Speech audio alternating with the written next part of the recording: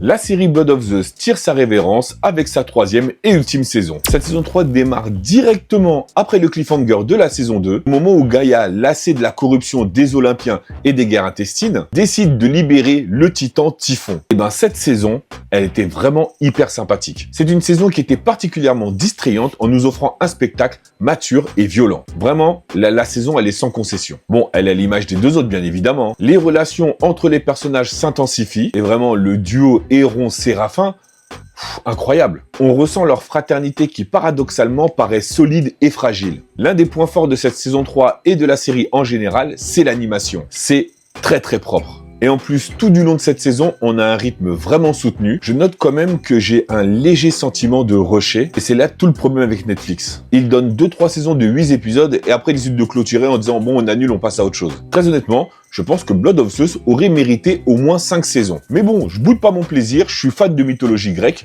et j'ai été servi. Vu que la saison 1 est sortie depuis 2020, j'ose espérer que t'es quand même à jour sur cette série. En tout cas, c'est une fin satisfaisante, donc si t'as pas encore regardé Blood of Zeus, je t'invite cordialement à la regarder. N'hésite pas à me dire dans les commentaires ce que tu as pensé de cette saison 3 et de la série en général. Pense bien à liker et à t'abonner pour toujours plus d'actualités séries et ciné. Et moi je te dis à très bientôt pour une nouvelle vidéo.